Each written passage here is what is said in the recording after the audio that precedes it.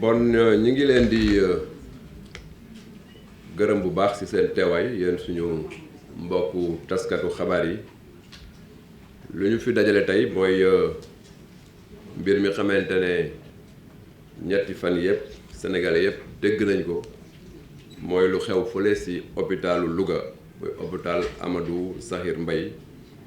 soxna ju tudd Astu Soxna ba muy donc duggee sa hôpital bi pour war fa am doom suñu boroom dogal bakkanam des fa mu nekk loo xamante ne Sénégal yëpp ñaawlu ko ba ñu ko déggee nag la ñu fa envoyé ñetti inspection bu njëkk bi mooy inspection administrative bi xamante ne inspecteur bi nekk fii ci département santé moom ak ay équipe am ñoom ñoo ko war a def ñaareelu inspection boobu direction bi yore lépp lu jëm ci jigéen ak xale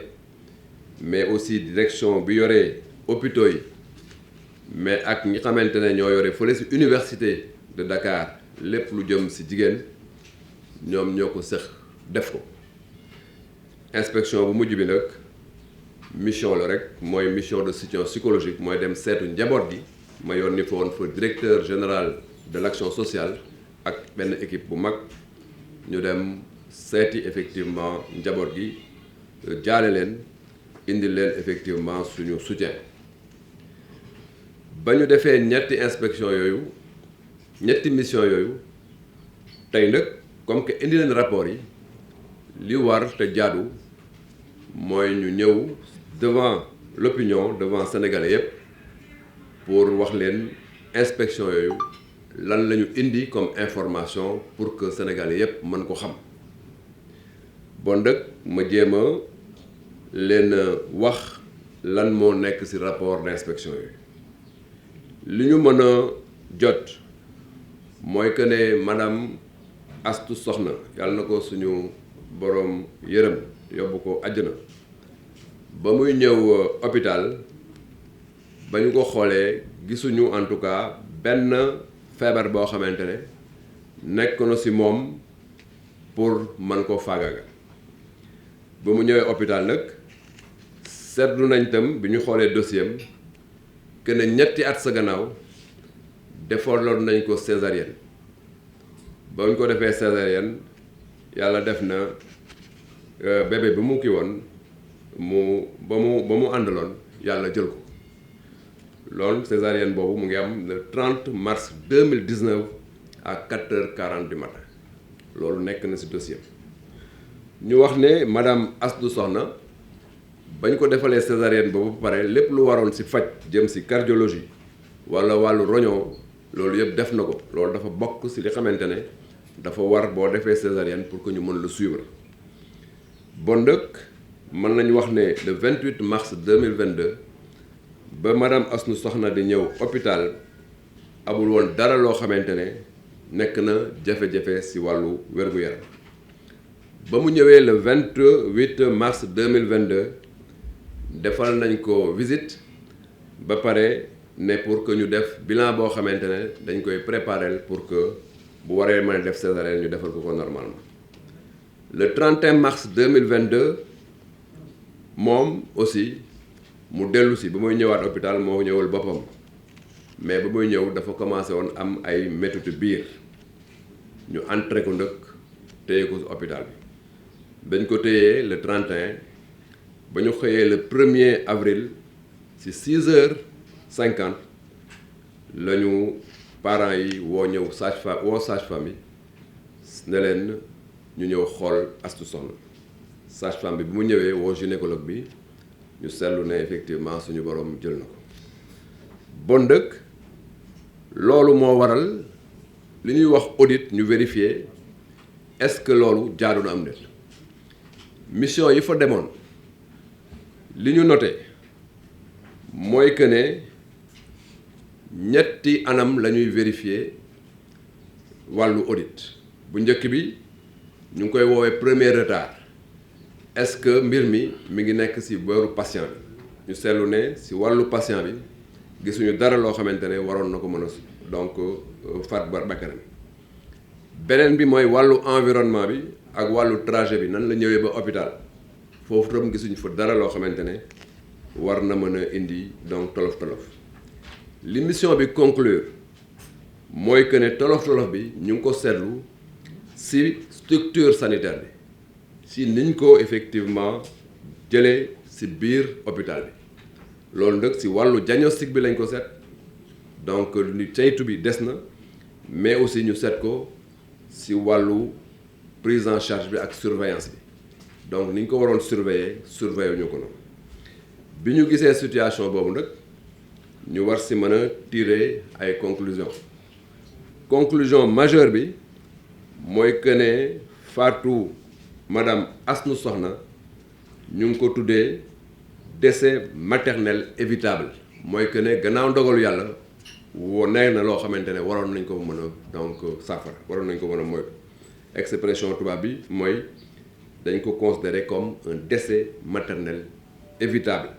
à travers une bonne évaluation de risque c'est-à-dire bu ñu ko toppatoo woon bu baax ci diagnostic bi évaluer risque bi ba pare surveiller ko bu baax gannaaw suñu borom Astou Sokhna doon na mucc ci situation boobu nag il fallait que ñu jël ay décision bu njëkk bi ñu jël mooy que ne ñu suspendre directeur hôpital bu ngeen seetloo conseil des ministres bi ñu def démb jël na ndogal boobu pour dindi directeur hôpital bi indi fi beneen directeur bu tudd Abdoulaye Gueye en parenthèse d'ailleurs Abdoulaye Gueye boobu maa ngi ko fekk mu nekk directeur hôpitalu Pikine bi ma fi ñëwee en 2017 moo nekk directeur hôpital Pikine ba 2021 mars 2021 mai 2021 plutôt moo indi ko fii mu ñëw renforcer nouvelle direction générale des établissements de santé bon donc loolu c'est une information extrêmement importante parce que 2017 ba may ñëw fii laa ko fekk mu nekk directeur u Pikine te mu ngi fi jógee il y a pas longtemps en mai 2017 ma indi ko mu renforcer une nouvelle direction générale ba xamante ne maa ko fi teg compte tenu de sa compétence et de son sérieux loolu élément d'information la pour quand même mettre de côté yenn fake news yoo xamante ne des fois mën na jaxase xelu nit ñi. beneen décision bi ñu jël mooy ci biir hôpital bi képp koo xamante ne agent la te nga newoon ci dispositif bi xamante ne moo doon toppatoo Astou Sokhna ñu jël la dugal la ci benn procédure boo xamante ne disciplinaire boo xamante ne hôpital bi moom moo koy conduire ñooñu nag hôpital bi dana xool seen biir procédure boobu mën na dem jusqu'au licenciement parce que en vérité li ñu def dafa déboucher ci donc faat bakkan. beneen élément bi am solo te ma bëgg ko noter mooy que ne li xew ci wàllu Astou Sokhna nekk na lu Sénégal lépp ñaawlu nekk na lu ñu regretter ñun ñëpp nekk na loo xamante ne wax dëgg yàlla donc du luy taaral suñu système waane ndëkk ñu noter ne système de santé bi ñu ngi def liggéey bu mucc ayib ñu ngi def liggéey boo xamante ne liggéey bu am solo la surtout ci temps yi passé renforcer nañ ko considérablement mais ay jigéen ak ay góor ñoo xamante ne ñoom ñoo ci nekk ay agent de santé di liggéey boo xamante ne liggéey bu Sénégal yépp rafetlu daa mbir mi metti na mais occasion la pour man tam pour que ma ñaax leen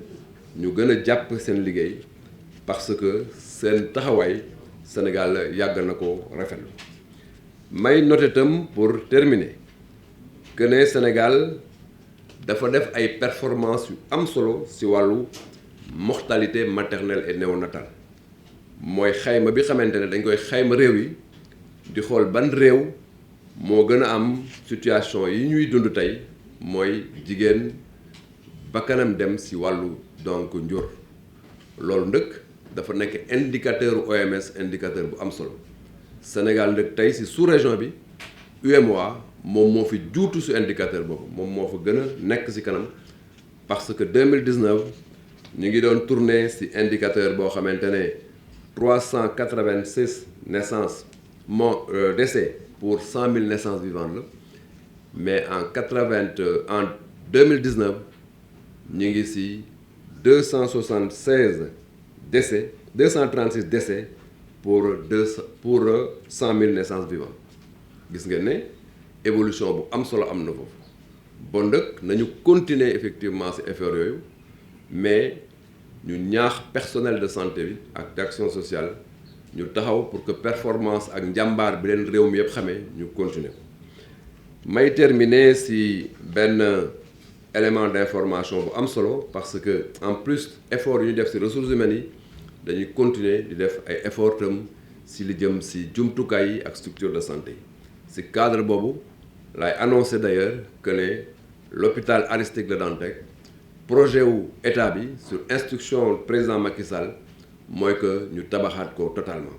loolu itam élément bu am solo la te ci ay fan yu néew danañu effectivement donc